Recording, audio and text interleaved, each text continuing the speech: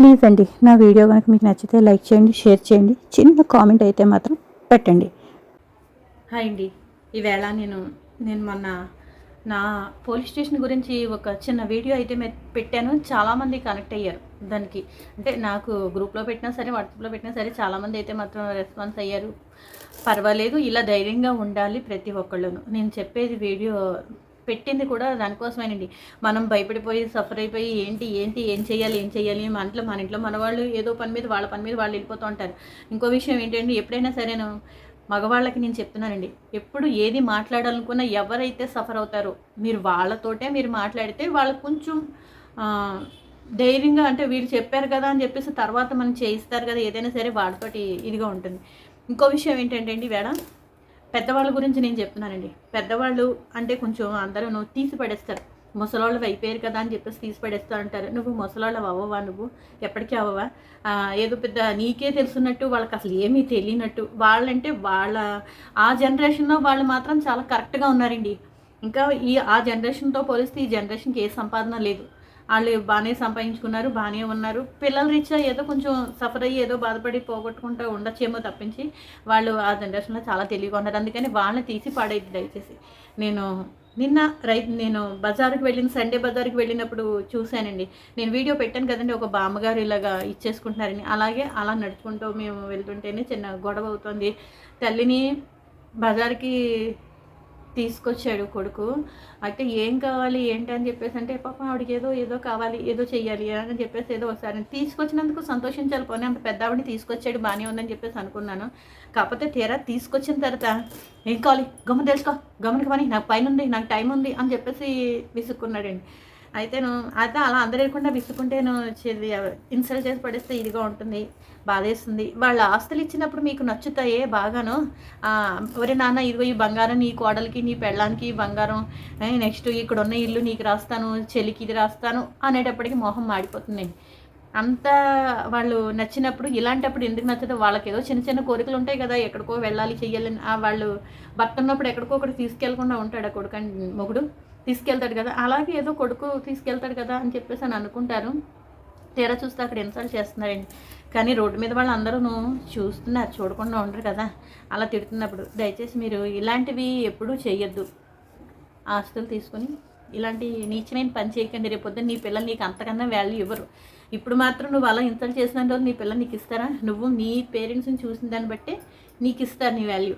ఇది మాత్రం మీరు ఎప్పుడైనా సరే గ్రహించండి. ఈ రోజున మన నోరుంది, నోరేసుకు పడిపోతున్నాము. మనమే వాళ్ళకన్నా నెగ్గించేసుకుంటున్నాం. నీకేమీ తెలియదు, నువ్వు అలాగే ఉండు అని చెప్పేసి అంటూ ఉంటారు. వాళ్ళ జనరేషన్లో ఫుల్గా వాళ్ళు చాలా తెలివైన వాళ్ళండి. ఇప్పుడు అంటే ఈ జనరేషన్ అంతా మారిపోయింది. ఇదంతా వరస్ట్ జనరేషన్ చెప్పాలంటే అండి. ఏది కరెక్ట్గా సవ్యంగా ఏదీ లేదండి. అందుకని నీ జనరేషన్ గురించి నువ్వు అసలు నీకు తెలియదన్న మాట మాత్రం మాట్లాడకండి. వాళ్ళకి అన్నీ తెలుసు పేరెంట్స్కి.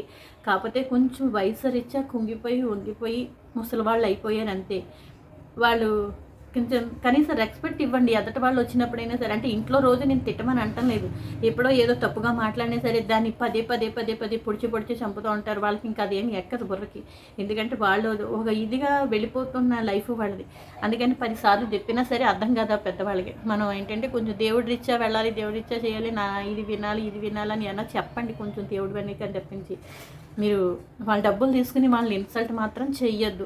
మేము చాలా సఫర్ అయిపోతున్నాం, చాలా పడుతున్నాం అంటే అసలు చెప్పాలి అంటే ఇంకో చిన్న విషయం చెప్పండి. అందరూ ఎవరో పేరెంట్స్ గురించి నేను వాళ్ళని అంటున్నాను. నాకు అసలు పేరెంట్సే పెళ్ళికి ముందర లేరు.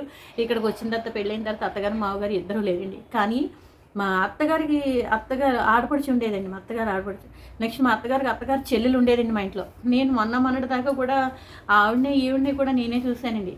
అంటే చూసానంటే ఈవిడికి పెన్షన్ వస్తుంది, అవి ఎవరి డబ్బులు వాళ్ళే. ఆవిడ ఫుడ్ అవి తినరు. బామ్మగారు ముసలావిడ, ఆవిడకి టైంకి కరెక్ట్గా 11, 10:30 అయ్యేసరికి టిఫిన్ అవి ఏమీ తినేవారు కదా. ఆవిడకి అలా వండి పెట్టేసి అలా చూస్తూ ఉండేదాన్ని.